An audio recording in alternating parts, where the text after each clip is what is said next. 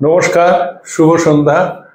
আজকে শনিবার 26শে জুলাই 2025, বাকচক্রের নতুন পথ চলা বিবেকানন্দ ঘরে ঘরে আজকে 220তম। আজকে বলাই বাহুল্য যে আজকে মাসের শেষ শনিবার বলে আমাদের প্রথা অনুযায়ী আজকের অনুষ্ঠানটি শ্রীমায়ের প্রতি উৎসর্গীকৃত।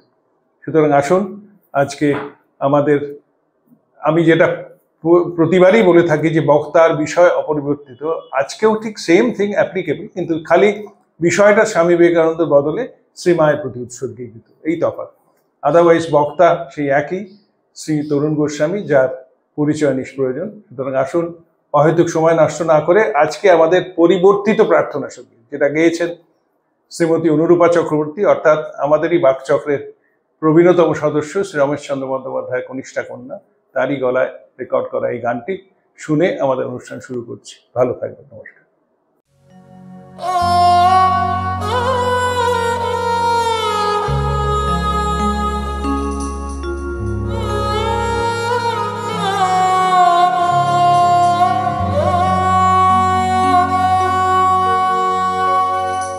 জীবন যখন শুকায় যায়, করুণা ধারায় এসো, সকল মাধুরী লুকায় যায়, গীত সুধারসে এসো। জীবন যখন শুকায় যায়, করুণা ধারায় এসো।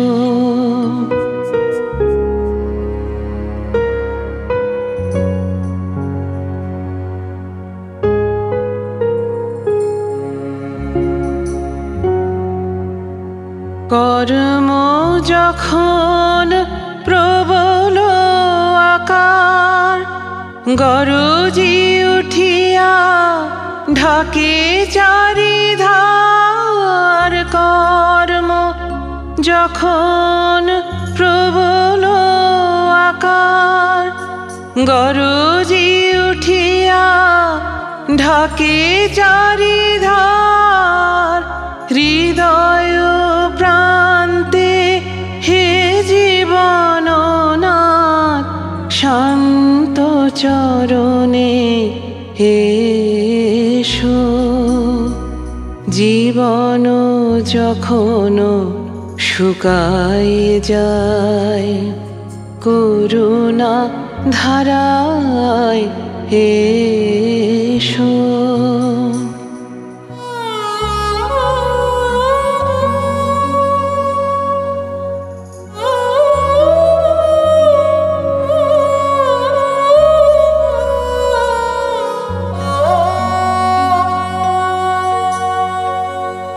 আপনারে যবে করিয়া কৃপণ, কোণে পড়ে থাকে দিনহীন মন।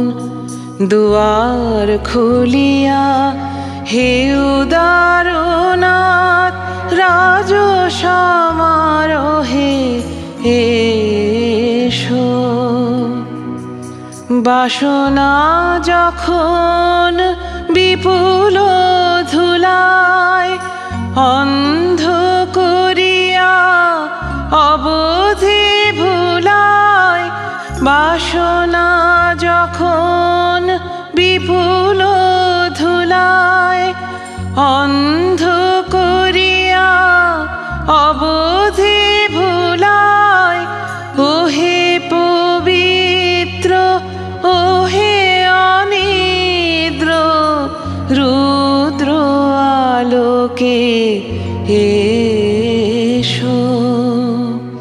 জীবন যখন শুকায় যায়, করুণা ধারায় এসো।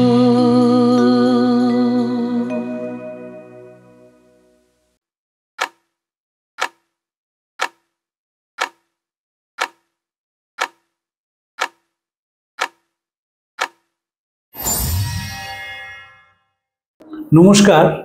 আমাদের আলোচনার বিষয় শ্রীমা। এইটুকুনি কথা বললেই আমাদের ভেতর থেকে একটা অদ্ভুত অনুভূতি হয়। আমাকে সুনীল গঙ্গোপাধ্যায় একটা কথা বলতেন যে দেখ, শ্রীরামকৃষ্ণ যখন বেঁচে ছিলেন তখন তার প্রচুর সমালোচনা হয়েছে। কেউ তাকে বলেছেন মৃগীডুগি, কেউ তাকে বলেছেন সিজোফ্রেনিক। গিরীন্দ্রশেখর বসু বড় প্রবন্ধ লিখেছিলেন শ্রীরামকৃষ্ণের উপর। তাতে বলেছিলেন যে আমি মানতে রাজি আছি শ্রীরামকৃষ্ণ সিজোফ্রেনিক, কিন্তু আপনারা এমন একজনকে দেখান, একজন সিজোফ্রেনিক দেখান যিনি এত কনসিস্টেন্টলি কথা বলতে পারেন। এই বলে গিরীন্দ্রশেখর তুলোধনা করেছিলেন যারা এই কথা বলেন শ্রীরামকৃষ্ণ সম্বন্ধে। আসলে শ্রীরামকৃষ্ণকে কেন বলা হতো যে তিনি মৃগীডুগি বা তিনি schizophrenic? Sri Ramakrishna super sensitive individual ছিলেন। মানে সত্যি যদি এমন কোনো একটি পৃথিবী গড়া যায় যেখানে মানুষ সারল্যকে মূলধন করে বড় হবে, তাহলে সে রামকৃষ্ণকে বুঝতে পারবে। Simplicity is philosophy of life, এটি শ্রীরামকৃষ্ণ বুঝিয়েছিলেন যে জীবনে বাঁচতে গেলে তোমাকে সহজ সরল হতে হবে। স্বামীজি বাংলা ভাষা প্রবন্ধে বলেছিলেন যে বুদ্ধ থেকে শ্রী চৈতন্য থেকে শ্রীরামকৃষ্ণ এরা সকলেই সাধারণ মানুষের ভাষায় কথা বলতেন। এই সাধারণ মানুষের ভাষায় কথা বলা কিন্তু খুব কঠিন। বুদ্ধদেব সংস্কৃতে কথা বলতেন না, পালি ভাষায় কথা বলতেন। চৈতন্যদেব যাতে পাণ্ডিত্যের অহংকার না আসে, তাহলে সিলেট থেকে ন্যায় দর্শনের উপর যা শিখেছিলেন সব গঙ্গায় ভাসিয়ে দিয়েছিলেন। সাধারণের একজনের হয়ে যাওয়া। কামুর একটা বিখ্যাত কথা আছে, it is so simple to be difficult and so difficult to be simple. খুব কঠিন সাধারণ হওয়া। যে সাধারণ হতে পারে সেই মানুষের ভেতরে একটা দাগ কাটতে পারে। শ্রীরামকৃষ্ণ যে কথাগুলো বলতেন সেই কথাগুলো উচ্চতম দর্শন। ধরুন এক লাইনে বলে দিলেন, অদ্বৈত জ্ঞান আঁচলে বেঁধে যথা ইচ্ছা তথা যাও। মানে জীবনটাকে তুমি অদ্বৈত মতো তৈরি করো। অদ্বৈত মানে কি? অদ্বৈত মানে হচ্ছে যে জীবনটা হচ্ছে প্রেক্ষাপট পাল্টায়। সাহেবরা তো মায়ার ভুল অনুবাদ করেছিল, বলেছিল ইলিউশন। ইলিউশন নয়, মায়া হচ্ছে টেম্পোরারিনেস। আমরা যে ঘরে এখন শুটিং করছি, এই ঘরে আমরা তিনজন উপস্থিত, ক্যামেরা উপস্থিত, বিষয়বস্তু শ্রীমা, আমি আলোচনা করছি, এবং শুরুতে মুখবন্ধটি সুজিতদা করে দিয়েছেন। 2 ঘন্টা পরে ঘরে কেউ থাকবে না, তাই ঘরটা মায়া, টেম্পোরারিনেস। এই মুহূর্তে এটা সত্য, ওই মুহূর্তে এটা সত্য নয়। শ্রীরামকৃষ্ণ এটিকে জীবনের সঙ্গে বাঁধতে পেরেছিলেন। শ্রীরামকৃষ্ণের সবচেয়ে বড় শিক্ষা হচ্ছে যে আধ্যাত্মিকতা মানে ঘণ্টা নাড়া নয়। এর ঐতিহাসিক কারণ ছিল। ঠাকুর যখন কলকাতায় এলেন, লীলা করতে শুরু করলেন, তখন কলকাতার চেহারাটা একবার দেখা যাক। সাহেবদের কল্যাণে কেউ সংস্কৃত জানে না, এবং বড় লোকরা ছুতোয় নাতায় একটা এক্সাইটমেন্ট খোঁজে। উৎসব নয়, এক্সাইটমেন্ট। তাই জন্যে ওই চৈত্র সংক্রান্তি চড়ক করা, নীলষষ্ঠী করা, এ করা সে করা, নানা রকমের প্রাতিষ্ঠানিক ধর্মকে তারা এনকারেজ করতেন। এবং সব জায়গায় শেষ অবধি পাঁঠা বলি। স্বামীজি বলছেন যেখানে বাঙালি সেখানেই দলাদলি আর পাঁঠা বলি। এই প্রত্যেকটা ক্ষেত্রে বড় করে খাবার ব্যবস্থা ছিল। ওই যে দুর্গা কলকাতায় আসেন কোনো দর্শন নয়, কেন আসেন? তিনি এসে দুপুরবেলায় অভয়চরণ মিত্রের বাড়িতে পোশাক ছাড়েন। কেন পোশাক ছাড়েন সেখানে? কারণ অভয়চরণ মিত্র এত বড় লোক ছিলেন, তিনি নিয়ম করেছিলেন সব অতিথি অভ্যাগতদের প্রত্যেক ঘন্টায় ঘন্টায় নতুন পোশাক দেওয়া হবে। তাই মা সেখানে পোশাক ছাড়েন। তারপর শিবকৃষ্ণ দাঁড় বাড়িতে তিনি মধ্যাহ্নভোজ ছাড়েন। বলা হতো যে তার যে জিলিপির সাইজ সে রথের চাকার মতো বড়, এবং সন্ধ্যেবেলা শোভাবাজার নাট মন্দিরে বসে বাই নাচ দেখেন। ফলে মাকেও এরকম দৈনন্দিন ভোগের মধ্যে জড়িয়ে ফেলা হয়েছিল। শ্রীরামকৃষ্ণ কি করলেন? তিনি দেখলেন যে এর থেকে যদি বেরিয়ে আসতে হয়, তাহলে ভারতীয় দর্শনের যে উচ্চতম দিক, যেটি সবচেয়ে সুন্দর, সেইটিকে আমাদের বলতে হবে। ধরুন কালকে তো রথযাত্রা ছিল, রথযাত্রাটা কি, এর দর্শনটা কি? দর্শনটা রথ চলেছে। রথ কি সিগনিফাই করে? চাকা, সময়। সময় তো পেছনে যায় না, গড় গড় করে সামনের দিকে এগিয়ে যায়। দেখবেন রথের কোনো ব্যাকজ্ঞান নেই, রথ পিছনে টানা যায় না, সময়টা সামনের দিকে এগোচ্ছে। এবং সে যে দেবতা, সেই দেবতাকে আমরা আত্মীয় ভাবি। আমাদের যারা আইডলেটার বলতো তারা ভুল কোথায় করেছিল? আমাদের কাছে কৃত্রিম পুতুল পুজো নয়। স্নানযাত্রায় মহাপ্রভুর জ্বর হয়, সেই জ্বরের সময় তাকে নানা রকম ওষুধ খাওয়ানো হয়, মন্দির বন্ধ থাকে, তারপর মন্দির খোলা হয় এবং রথে চেপে 3 ভাই বোন মাসির বাড়ি যান শরীরটাকে উদ্ধার করার জন্য। এই যে আত্মীয় ভাবা, এটি হচ্ছে আমাদের ব্যবহারিক দিক। আর তার দার্শনিক দিক কোনটা? যে গড় গড় করে রথ চলেছে, সময় সামনের দিকে এগিয়ে যায়, সেটি বোঝানো হচ্ছে। শ্রীরামকৃষ্ণ 2টি মানুষকে বেঁচেছিলেন। স্বামীজিকে বাছলেন যে তিনি গোটা পৃথিবীতে বেদান্তের কথা বলবেন। সুজিতদার এই কথাটা খুব এক্সাইটেড লাগে, আমারও তাই। স্বামীজি বলছেন আমার কাজ হচ্ছে বেদান্তের শুষ্ক ভাবনাগুলোকে ভালোবাসা দিয়ে মুলায়ম করে, তাকে সুতীব্র কর্মের মশলা মিশিয়ে যোগের পাকশালায় রন্ধন করে আমি এভাবে সেটিকে প্রচার করতে চাই যাতে শিশুরা হজম করতে পারে। এটা অত্যন্ত গুরুত্বপূর্ণ কথা এবং সেইভাবেই বেদান্ত চর্চার কথা স্বামীজি বলেছিলেন। আমার মাস্টারমশাই অরিন্দম চক্রবর্তী এবং স্বামী সর্বপ্রিয়ানন্দজি আমেরিকাতে যে বেদান্তের কথা বলছেন তার সঙ্গে জীবনের যোগ আছে। শ্রীরামকৃষ্ণকে জিজ্ঞেস করা হয়েছিল বেদান্ত কেমন, তখন তিনি বলেছিলেন মানুষের যন্ত্রণা কমায়, যা কমায় না সে আবার কি শাস্ত্র বা সে আবার কি দর্শন। স্বামীজি হয়ে গেল তিনি বেদান্তের সহজ ব্যাখ্যা দেবেন, প্রচার করবেন বিদেশে। আরেকজনকে শ্রীরামকৃষ্ণ বাছলেন যিনি ভারতবর্ষের আধ্যাত্মিকতাকে দৈনন্দিন জীবনে নিয়ে আসবেন, তিনি শ্রীমা। আমরা দুর্ভাগ্যের বিষয় যে শ্রীমার কর্মযোগ পড়াই না, কোথাও পড়ানো হয় না। আমরা যখন জেন্ডার ফিলসফি বলি, আমরা যখন জেন্ডার স্টাডিজ বলি, তখন মার কথা বলি না। জেন্ডার স্টাডিজের ক্লাসিক এক্সাম্পল হচ্ছেন মা, এবং এমনভাবে সেলফ কনফিডেন্স তৈরি করেছিলেন, তিনি মানুষের সম্মান অর্জন করেছিলেন।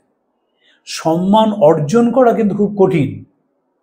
আপনি খুব সেজে গুজে রাস্তা দিয়ে যাচ্ছেন, একজন ভদ্রমহিলা, মানুষ হাঁ করে দেখছে, কারণ এই সাজটাকে দেখছে, তারা ব্যক্তিটিকে সম্মান করছে না।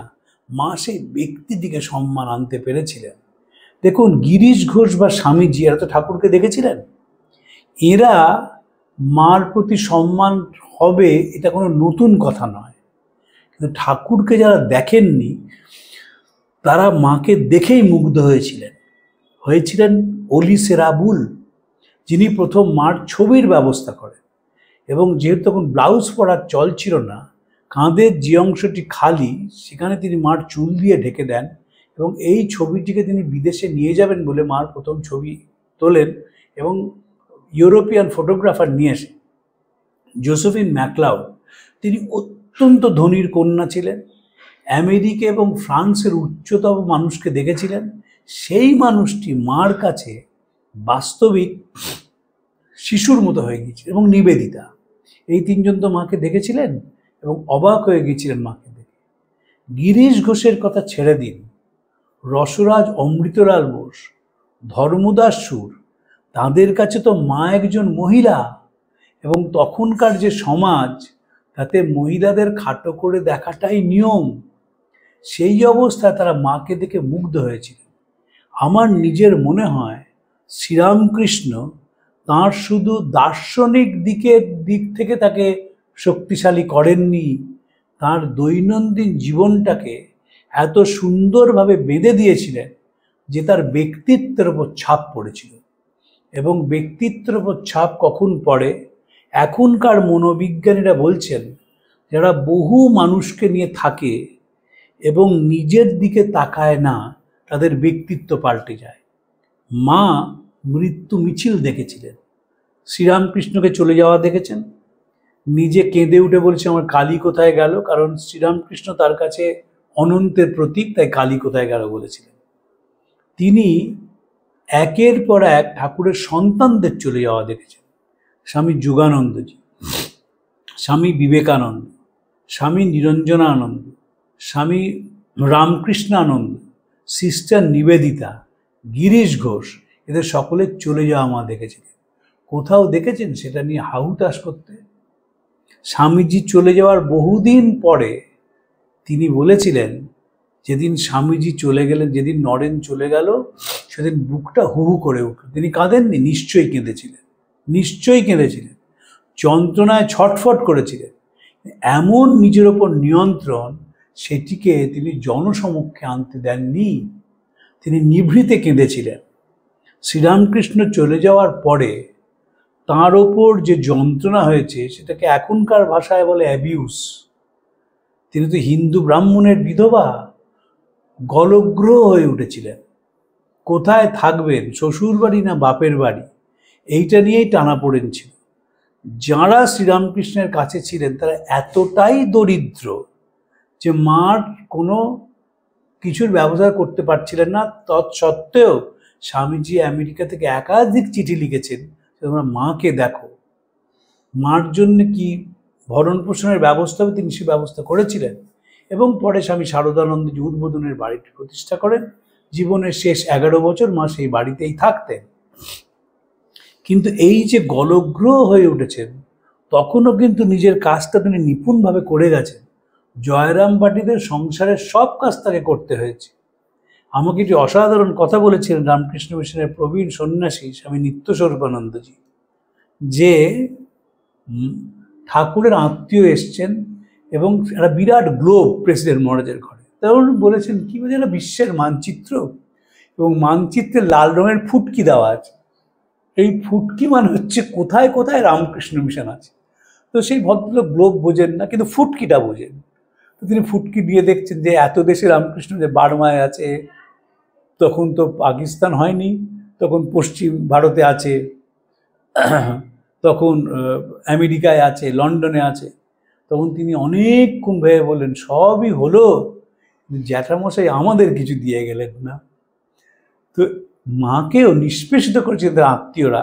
ভাবার কোনো কারণ নেই যে মার আত্মীয়রা মহাপুরুষ ছিলেন, কিন্তু সব কিছুর মধ্যে দিয়েও তিনি আধ্যাত্মিকতাকে মেলে ধরেছিলেন।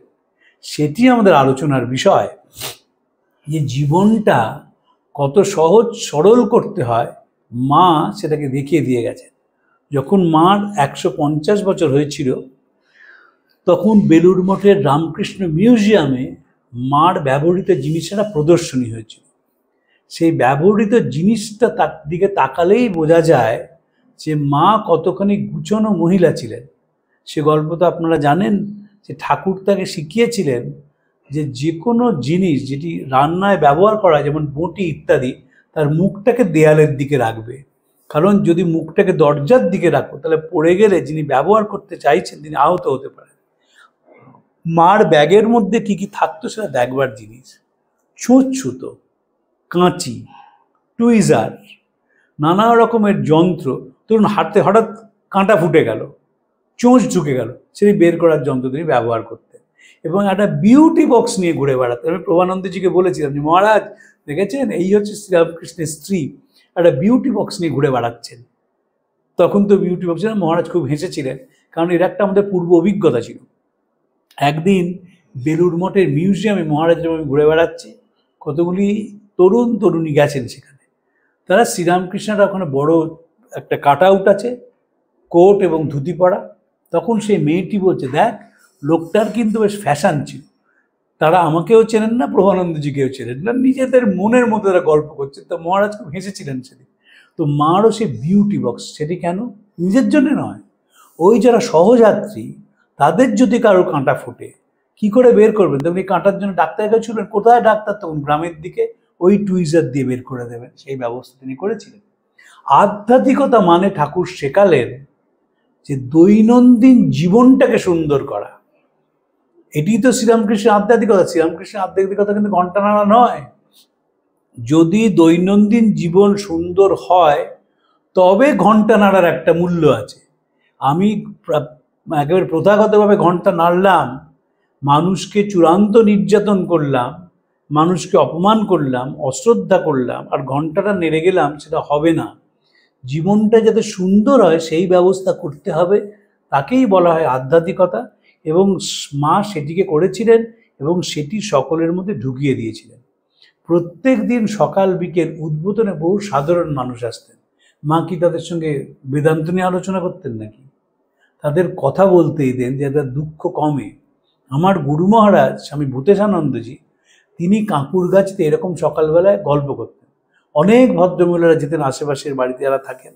আমি বহুদিন সকালে গিয়ে বসে থাকতাম সেখানে এবং দেখতাম যে তারা কিন্তু দৈনন্দিন জীবনের সংসারের গল্প করছে। মহারাজ সেটাই চুপ করে শুনছেন, একদম সাধারণ গল্প, এই ছেলের বউয়ের সঙ্গে কী ঝামেলা হয়েছে, মেয়ের সঙ্গে মেয়ের শাশুড়ির কী ঝামেলা হয়েছে ইত্যাদি। এইসব শোনার পরে সলিউশনটা দিতেন স্পিরিচুয়াল, যে কি করে একটু সুন্দর করা যায় মনটাকে। মাও ঠিক এক জিনিস করেছেন, নয়তো প্রায় নিরক্ষর অন্নপূর্ণার মাকে মৃত্যুর আগে বলে যেতেন না, দেখো মা, যদি সংসারে শান্তি চাও দোষ দেখবে নিজের, কারোর দোষ দেখো না, এ সংসার তোমার, এই সংসারকে আপন করে নিতে শেখো। তার মানে অন্নপূর্ণার মা সেদিন নিশ্চয়ই কোনো রকমের সংসারের যন্ত্রণার কথা বলেছিলেন। তার কনটেক্সটেই তো মা বলছেন যে যদি সংসারে শান্তি চাও মা দোষ দেখবে নিজের। তার মানে তিনি তার মধ্যে দিয়ে self analysis is a way of spirituality আমাদের বুঝিয়ে দিচ্ছেন, যে প্রত্যেক স্তরে একটি মানুষকে সেলফ অ্যানালিসিস করতে হবে। সেলফ অ্যানালিসিস মানে ইগো বুস্টিং নয়, আমার অক্ষমতাটাকে সারিয়ে তোলা আর ভালো জিনিসটাকে আরও শক্তিশালী করা, একেই তো সেলফ অ্যানালিসিস বলে। শ্রীরামকৃষ্ণ সেটি শিখিয়েছিলেন মাকে, একদম সাধারণ মানুষের সঙ্গে মিশবে। এবং ডেমোক্রেসি চূড়ান্ত। অবাক হয়ে যেতে হয় যে মা এখনকার ভাষায় লোয়েস্ট টেন্ডারারকে কাজ দিতেন। জয়রামবাট কামারপুকুরে কাজ হবে, তো তিনি একটি অনেকের সঙ্গে কথা বলেছেন, বলে একজনকে ঠিক করেছেন যিনি ওই চালটা ছেয়ে দেবেন। তিনি মুসলমান, তাকে সবাই বলেছেন, দেখ তুই তো মুসলমান, তুই এ কাজ কোনো দিন পাবি না। মা স্নান করে এসছেন, তখন দেখেন সেই লোকটি বসে আছেন দাওয়ায়, বলছেন, কি বাবা তুমি এখনো কাজ শুরু করলে না? এই যে সিদ্ধান্তটা নিয়ে নিয়েছেন যে এ সবচেয়ে কম টাকায় কাজ করবে এবং এর কাজটাই আমি নেব, তিনি কি জাতে সেই বড় কথা নয়। আমি একজন সাধুর কথা প্রায় বলি, তিনি চলে গেছেন, উপেন মহারাজ। তিনি অদ্ভুত ডিসিপ্লিনারিয়ান সাধু ছিলেন। তিনি আমাকে একবার নিয়ে গিয়ে 5 ঘন্টা ধরে বড় বাজারে ঘুরিয়েছিলেন, কিন্তু আমি বুঝেছিলাম আধ্যাত্মিকতাটা কি। মশারি কিনবেন স্কুলের ছেলেদের জন্য, তো একটা দোকান থেকে আরেকটা দোকান, আরেকটা দোকান থেকে আরেকটা দোকান। আমাকে মাঝে মাঝেই বলছে, তোমার খিদে পেয়েছে, চলো তোমার কিছু খাইয়ে দিই। আর না মহারাজ, খিদে পায়নি, গোলপার্কে গিয়ে তো খাবোই। বলে না না না, গোলপার্কে যেতে আমাদের অনেক দেরি আছে, সন্ধে হবে। বাবা সকালে 11টায় এসছি, সন্ধে মশারি কিনতে এতক্ষণ কি লাগবে? বিভিন্ন দোকান ঘুরলেন, তারপরে সবচেয়ে ভালো জিনিসটা, যেটি সবচেয়ে কম দাম, সেটি কিনে নিয়ে এলেন। এটাই হচ্ছে স্পিরিচুয়ালিটি, যে সব কিছুকে হিসেব করে দেখতে হবে। আমাকে প্রায়ই লোকে জিজ্ঞেস করেন, চাচা রামকৃষ্ণ মিশন বাড়িগুলোকে মেনটেন করে কি করে? আমি বেলুড় মঠের কথা বলছি না, গোলপার্কের কথা বলছি না, স্বামীজির বাড়ির কথা বলছি না, বলরাম মন্দিরের কথা বলছি না, মঠ চণ্ডীপুরের কথা বলছি। সেখানেও দেখবেন ওই গেরুয়া রঙের মন্দিরটি বা অফিসটা ঠিক সাজানো রয়েছে। সেখানে গিয়েও দেখবেন যে স্বামীজির কাঠের চেয়ার, এখন গ্রামেও কম্পিউটার এসে দেয়, কম্পিউটার, কিন্তু ঝকঝক তকতকে। আধ্যাত্মিকতা মানে সেটাই। লোকেশ্বরানন্দজি বলতেন যে দেখো, আধ্যাত্মিকতা বুঝবে কোথা থেকে জানো? যে বাথরুম যেন পরিষ্কার থাকে। গোলপার্কে গিয়ে দেখবেন বর্ষাকাল আসছে, মনে হয় যে ফয়ারটা আছে সেখানে প্রত্যেক 15 মিনিট পর পর যেখানে ওখানে কর্মী আছেন তারা পরিষ্কার করে দেন, যাতে ওই জলের ছাপ, জল না আসে, কেউ স্লিপ খেয়ে পড়ে না যান। মহারাজ সেই ব্যবস্থা করেছিলেন। যখন আমেরিকা থেকে বিষ্ণু মহারাজ আছেন, স্বামী অশোক্তানন্দ যখন নরেন্দ্রপুরের সম্পাদক হন, সেখানে বহু ছাত্র আমাকে বলেছেন বিষ্ণুদা এসেই বাথরুমে চলে গেলেন। আমরা বললাম, এই কী রে বাবা, একটা লোক সাধু, তিনি আমরা কি পড়াশোনা করছি তা জানছেন না, হস্টেলের বাথরুমটা কেমন সেটা আগে গিয়ে দেখছেন, এই কী পাগল রে বাবা। পরে বুঝেছিলাম কীভাবে বাথরুম মেনটেন করতে হয়, তিনি ছাত্রদের সেটি শিখিয়েছিলেন। এখনও যদি নরেন্দ্রপুরে যান বা রামকৃষ্ণ মিশনের কোনো স্কুলে যান, সেখানে অনেক ছাত্র থাকে, কম বয়সে ভর্তি হয়, সেখানে দেখবেন বাথরুমে কোনো জল নেই। অন দি কন্ট্রারি, যদি এমনি মানুষের বাড়িতে যান, তিনি হয়তো বিরাট পেশাগতভাবে সফল লোক, বিরাট ক্ষমতাশালী লোক, বাথরুম জল থই থই করছে, গেলেই পড়ে যাবে। আমার সে অভিজ্ঞতা হয়েছিল। দেওঘর রামকৃষ্ণ মিশনের শতবর্ষে গিয়েছিলাম, একটি হোটেলে ছিলাম, আমার সঙ্গে যিনি ছিলেন তিনি একজন বিরাট ডাক্তারবাবু। তিনি এমন স্নানের সময় জল বাথরুমে দিয়ে এলেন এবং জলটা পরিষ্কার করলেন না, আমি গিয়েই পড়ে গেলাম এবং হাতটা কেটে একেবারে একাকার হয়ে গেল। পরে সেলাই করতে হয়েছিল তার জন্যে। সেটা খুব দুর্ভাগ্যজনক, কিন্তু এটা আমাদের এই বোধগুলো হয় না। তাহলেই বোঝা যায় আমরা আধ্যাত্মিক নই। আধ্যাত্মিক মানে সব কিছু ঠিকঠাক করতে হবে একেবারে। স্বামী নিত্যস্বরূপানন্দজি বলছেন জুতো পরিষ্কার করবে, ওটা আধ্যাত্মিক, ওটাই মা শিখিয়েছেন। নিত্যস্বরূপানন্দজি মাকে দেখেছিলেন, তিনি মার সন্তান ছিলেন। তিনি পূর্ববঙ্গ থেকে এসেছিলেন, উদ্বোধনে মার কাছে গেছেন। মার হঠাৎ মনে হলো তুমি দীক্ষা নিতে এসছো বাবা। মনে দীক্ষা জানেনি নাকি? বললেন যাও একটা ফল নিয়ে এসো ঠাকুর ঘর থেকে, এবং দীক্ষা দিয়েছিলেন মাকে। কথায় কথায় নিত্যস্বরূপানন্দজি বলতেন যে মাকে এরকম দেখেছি করতে। এই যে জীবনটাকে কী করে সুন্দর করতে হয় তার ক্লাসিক এক্সাম্পল ছিলেন মা। আর সাহস কেমন ছিল সে তো বলেইছি আপনাদের। সার্কাস দেখতে চলে গিয়েছিলেন 1907-8 সালে। একজন হিন্দু ব্রাহ্মণের বিধবা, তিনি ঘোমটা দিয়ে কয়েকজন নারীকে নিয়ে সার্কাস দেখতে গেছেন। দ্বিতীয় উদাহরণ পাবেন না। আমি যখনই মিনার্ভা থিয়েটারে যাই, আমি গিয়ে বক্সটার দিকে তাকাই, যে বক্সটায় মা বসে থিয়েটার দেখেছিলেন, এবং তিনি চিকের আড়াল থেকে দেখেননি, সগর্বে সাহসিকতার সঙ্গে দু হাতে দুটি বালা পড়া, এবং সেই অবস্থায় বক্সে বসে থিয়েটার দেখেছিলেন চৈতন্যরা। পরে আরও গেছেন এবং প্রত্যেকবারই অনুরুদ্ধ হয়ে গেছেন। শ্রীরামকৃষ্ণের মতো নিজে গিয়ে টিকিট কেটে দেখেন, দেখে অনুরোধ করা হয়েছিল। কেন করা হয়েছিল? জীবনটা এতটাই সুন্দর ছিল, জীবনটা এতটাই আকর্ষণীয় ছিল যে মানুষ তাকে দেখে মুগ্ধ হয়ে যেত। স্বামীজি এবং গিরিশচন্দ্র ওই যে বারবার গায়ে জল দিচ্ছেন, গঙ্গা জল ছিটিয়ে মাকে যাচ্ছেন, তার মানে বোঝা যায় টাওয়ারিং পার্সোনালিটি। শ্রীরামকৃষ্ণ যে জপের মালাটি তার পায়ে দিয়ে দিয়েছিলেন, তার কারণ হচ্ছে তিনি দেখাতে চেয়েছেন যে নারী শক্তির কাছে তুমি যদি প্রণাম না জানাও, প্রণত না হও, তোমার শিক্ষাটা অসম্পূর্ণ। আমাদের বাড়িগুলো কেন নষ্ট হয়ে গেল? আমাদের বাড়িতে কেন সৎ ছেলে মেয়ে তৈরি হলো না? কারণ কোনো স্তরে আমরা মাদের প্রশংসা করা দেখলাম না। অসাধারণ রাঁধলেন, কিন্তু বাড়ির যিনি গৃহকর্তা তিনি বাড়ির কনিষ্ঠদের শেখাননি যে ভালো রাঁধলে মাকে বলবে যে তুমি খুব সুন্দর রান্না করেছো, বলা হয়নি। অবজ্ঞার মধ্যে মাদের জীবন গেছে, বলে লাভ নেই। এখন তো বড় বড় কথা বললে হবে না, অবজ্ঞার মধ্যে দিয়ে জীবন গেছে। তারা ধরেই নিয়েছে যে মা ভালো রাঁধবেন, তারা ধরেই নিয়েছে যে মা সকলের শেষে খাবেন, তারা ধরেই নিয়েছিলেন মা কষ্ট করবেন। আমাকে একজন মেম সাহেব বলেছিলেন যে এই যে আমরা বলি যে ভারতবর্ষের নারীর আদর্শ সীতা, সাবিত্রী, দময়ন্তী, তার মানে তিনি বলছেন অনলি সাফারিং। এটা কি আদর্শ নাকি? নারীর জীবনের যে সৌন্দর্য, নারীর যে বৈশিষ্ট্য, নারীর যে নারীত্ব, নারীর যে কোমল স্বভাব এবং ছায়াদানের ক্ষমতা, সেটি হচ্ছে জেন্ডার স্টাডিজের বিষয়, এবং মা সেইটি করেছিলেন। নিজের কাজ নিজে অত্যন্ত ভালোভাবে পালন করেছেন। গিরিশচন্দ্র গেছেন জয়রামবাটিতে, কামারপুকুরে, সেইখানে সকালবেলায় উঠে গিরিশ কোন শাক খাবে চলে গিয়ে তিনি শাক নিয়ে আসছেন, অথচ পরনের কাপড়টি এতই ছেঁড়া সেখানে গিঁট দিয়ে কাপড় পরতে হচ্ছে। তিনি গিরিশের জন্য নাই যেতে পারতেন।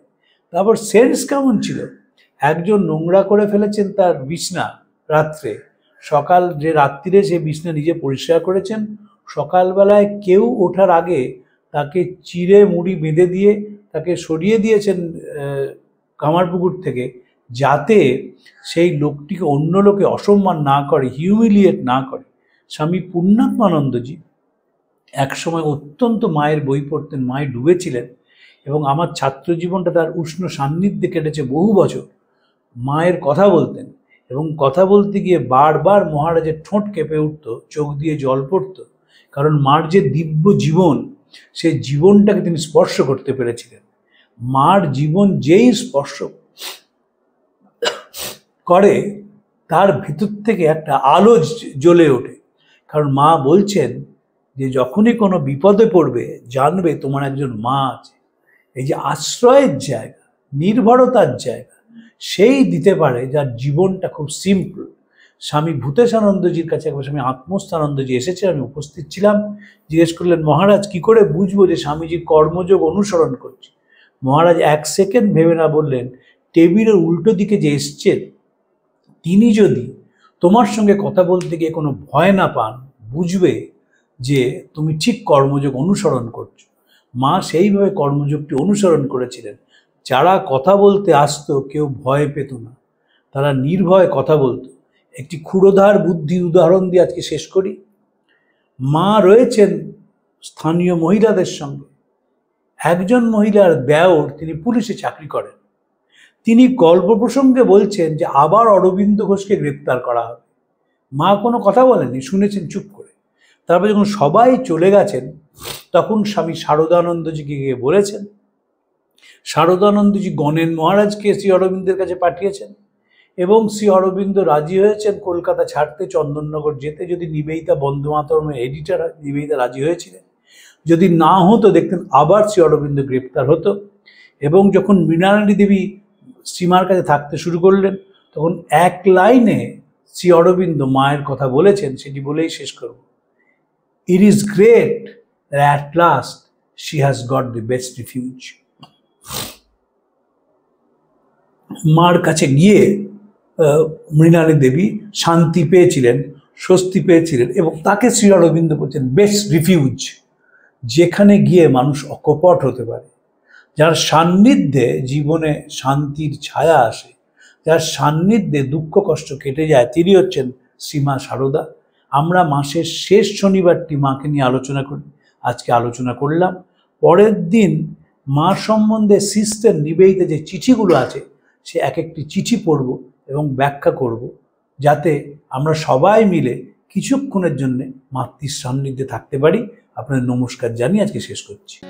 প্রাণারাম প্রাণারাম প্রাণারাম প্রাণারাম প্রাণারাম প্রাণারাম। কি যেন লুকানো নামে তাই মিষ্ট এত তব নাম। প্রাণারাম প্রাণারাম প্রাণারাম প্রাণারাম প্রাণারাম প্রাণ।